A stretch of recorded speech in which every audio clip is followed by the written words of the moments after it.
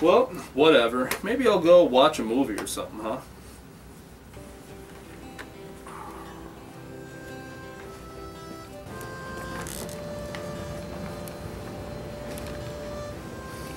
Alright.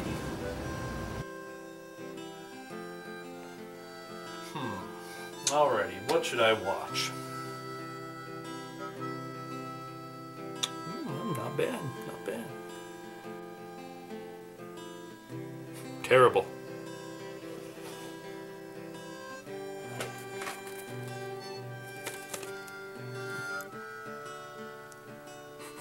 Phew. Whoa, The New Adventures of Pippi Longstocking. Man, I used to love this movie as a kid. And if I remember right, there were some pretty catchy tunes in here as well. Well, I put my scrub shoes on and I never get the blues on Monday morning. Yeah. Come on now. Be quiet, R2. I have to talk to Janitor Jake. Everything get wet. Huh? Huh. Well, holy smoke. Long time no see. Yes, it has been a long time. The last time we spoke was when you were filming for the Overthink Tank during Christmas of 2015. So, what brings you guys back to this neck of the universe? Well, R2 said that you were getting bored, and your friend Luke P. suggested that you review the Star Wars movies. I would like to, but the only problem is that I never really grew up watching any of the Star Wars films. I mean, I casually watched the movies, but I never really read any of the novels or the regular books or the comic books or the coloring books or the encyclopedias or anything like that. And I never really even played any of the video games. So if I review the films, I would review the original ones for what they are. And I would not even compare them to the George Lucas versions because everyone already does that nonsense anyway. So I would review the movies for what they are without all that extra canon nonsense. Well, I think that would be a great idea. What do you think, R2? Well, alright. I guess I'll get started on the review then.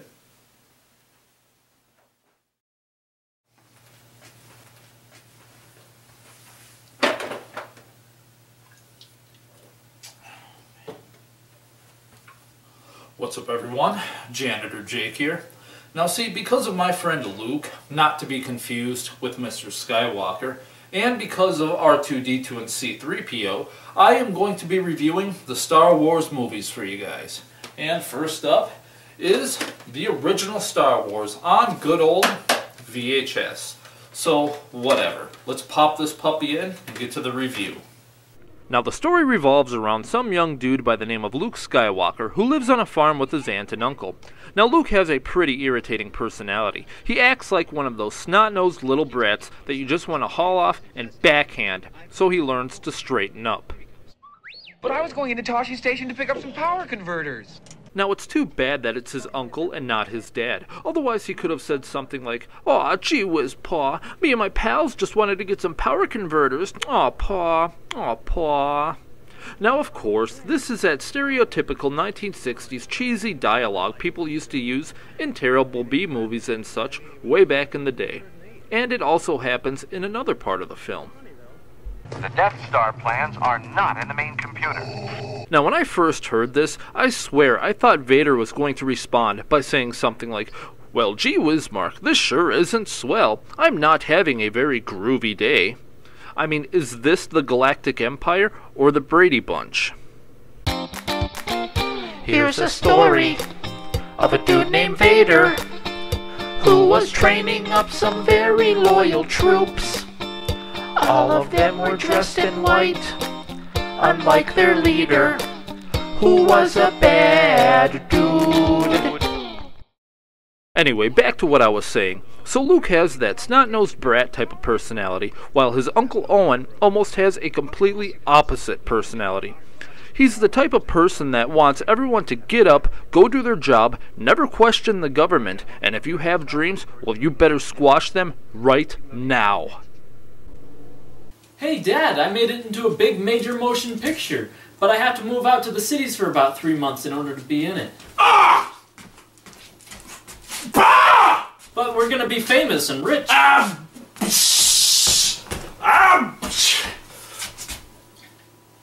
You'll never make it! Get a job like the rest of us, kid! Luke can't even ask simple questions about his father or this random dude named Obi-Wan Kenobi without Uncle Owen getting angry about it. You knew my father? I told you to forget it. So basically, Uncle Owen just wants Luke to be a good little boy and stay on the farm and work on the harvest. You know, harvest this and harvest that and do nothing but harvest the rest of our lives. So I can see why Luke acts the way he does. It's okay, Luke. Quit questioning the government. Get a job. Obey authority. Now the funny thing is that the reason why they're even fighting is basically the handiwork of a woman. Now the woman is a princess by the name of Leia. As it turns out, there is a big civil war going on up in space between the Galactic Empire, which is basically a tyrannical and totalitarian government, and the Rebel Alliance, which is basically the people who oppose the government. Now, Princess Leia is actually part of the government, but she is a traitor and decided to secretly work for the Rebel Alliance. However, she's pretty terrible at keeping secrets. She goes on a mission for the Rebel Alliance to steal the schematics and plans for this huge, gigantic monster of a space station, which also ends up being this ultimate super-duper powerful weapon that can destroy entire planets.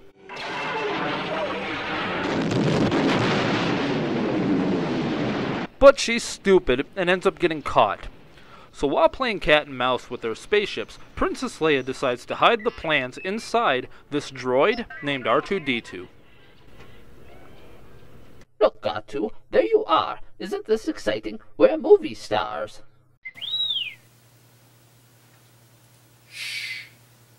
Quiet! Anyway, R2-D2 and his buddy C-3PO end up hopping into an escape pod and shooting off onto some random planet. So when Darth Vader finally gets his hand on Princess Leia and questions her, she sits there and plays idiot. I don't know what you're talking about. Who, me? Not sweet little me. Idiot. I mean, come on. You're being chased by a big government ship and you don't stop. It's like if a police officer is trying to pull you over and you just keep trying to get away from him. And then finally, he ends up pulling you over and you sit there saying stupid garbage like, well, I didn't do nothing wrong, officer. I just didn't think you were a real cop. Was I speeding? Sorry, wasn't sure you were a real cop. And, please, I mean that in a complimentary sense. So because she's a moron, R2-D2 and C-3PO end up on this random desert planet where they get captured by some scrappers who apparently buy and sell scrap metal and junky electronics and stuff. And the scrappers just happen to go to Luke's place, and Luke's uncle ends up buying C-3PO and some other random R2 unit. But it just so happens that the R2 unit is faulty and breaks down. So then they end up getting R2-D2 instead. And while cleaning R2-D2, he sees a video message from Princess Dum-Dum asking some random dude named Obi-Wan Kenobi for help.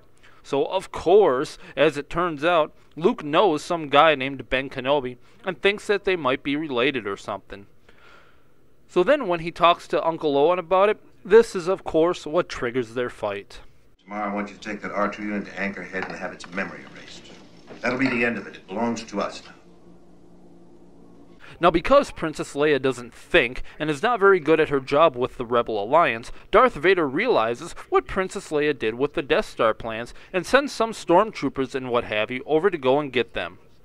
And while they're all busy snooping around for the plans, Luke ends up finally meeting Obi-Wan Kenobi, who, of course, already knows who Luke is and knows about his father and the whole 9 yards. 'Cause, you know, why not, right? Why not? Everyone knows everyone in the entire Star Wars universe, of course. So Obi-Wan wants Luke to be a Jedi Knight and learn about the Force and fight against the Empire and everything. But Luke doesn't want to, because he knows he'll get a beating from Uncle Owen if he doesn't help with the harvest. So on his way home, he realizes that stormtroopers are looking for the droids and hurries back to the farm, only to see that it's been destroyed. on! It doesn't seem too bad at first, just a few burning buildings and stuff, and then, boom, there's Uncle Owen and his aunt fried to a crisp. Well, at least Luke doesn't have to worry about the harvest anymore. So he decides to help Obi-Wan Kenobi and fight against the Empire. Now, because they need to go to some planet called Alderaan, they have to get a pilot to take them. So where do they go? Oh, to a bar, of course, because apparently this bar is for a bunch of rough, haggard individuals and really good pilots. So they meet a guy named Han Solo and his Wookiee sidekick Chewbacca. Now these two are pretty cool. I especially like the way they fight. Yes, indeed. When they're supposed to be sneaky and stealthy, they do the complete opposite. Han runs around shooting everything in sight, and Chewbacca's howling all over the place. It's pretty doggone funny. You know, between his howling and your blasting everything in sight, it's a wonder the whole station doesn't know we're here. Now, Han and Chewie are basically in the neutral category. Not really good, not really bad. I mean, they are smugglers, so it would seem that they fit in the bad guy category. But he owes some mafia boss type of person named Jabba a bunch of money, and has bounty hunters after him and stuff. So basically, he just does random jobs for money. So when they get to where Alderaan is, they find out that it's destroyed, and the ship gets captured by the Galactic Empire. Now, Han doesn't want anything to do with the Galactic Empire and wants to escape. But because he needs money, he decides to help rescue Princess Leia when he finds out that she's rich. Rich. So while everyone is dinking around, Obi-Wan Kenobi decides to go walk around the ship and meets up with Darth Vader, who used to be Obi-Wan Kenobi's student.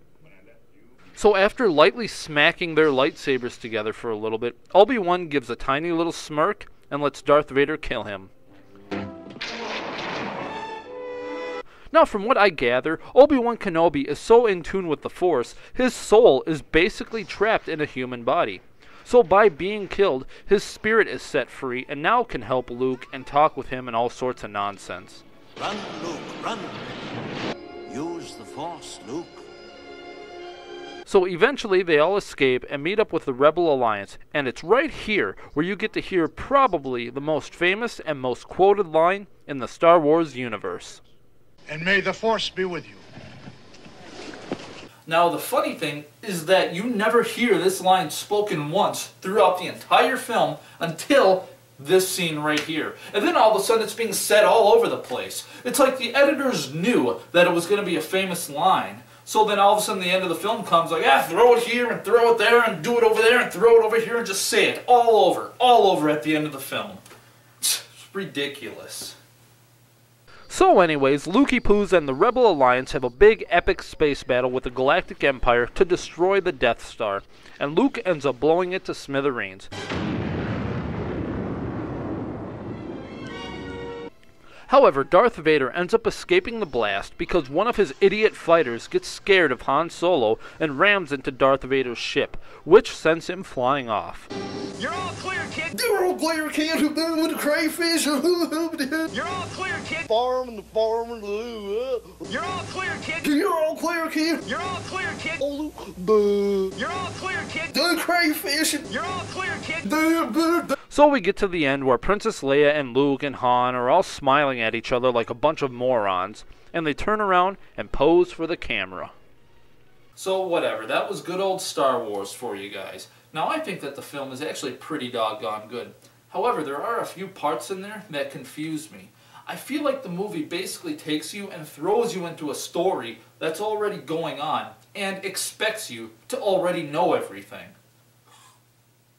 For example, what are these creatures? Anyone gonna tell you? Psh, no, of course not. Later on they mention sand people. Oh, are these the sand people? No, as it turns out, these are the sand people. So who the heck are these guys? Well, they finally mention what they are, but it's extremely casual. These are the same Jawas that sold us R2 and 3PO. Another thing is the names of places. Everyone knows Luke's home is on the planet Tatooine. But do they ever mention it in the entire film? Of course not. Why would they do that? That would make too much sense. Instead you hear Mos Eisley this and Mos Eisley that. So is Mos Eisley a planet or what? Of course eventually you find out it's a city, but once again, it's very casual. Who is Jabba? No one explains. Why does the Millennium Falcon have Dish Network? No one explains. Why is Obi-Wan's lightsaber all messed up? No one explains. No one knows. Nobody knows but Jesus. So, whatever, I'm done. Anyways, that was good old Star Wars for you guys. Now, like I said, I think it's a pretty good movie, and if you haven't watched it, I totally recommend going and checking it out. Ah, great review, Janitor Jake. Are you going to be doing any more? Well, the story is far from over, so I guess next time I will be reviewing the next film in the franchise, The Empire Strikes Back. So, whatever. I'm Janitor Jake, and have a wonderful after evening.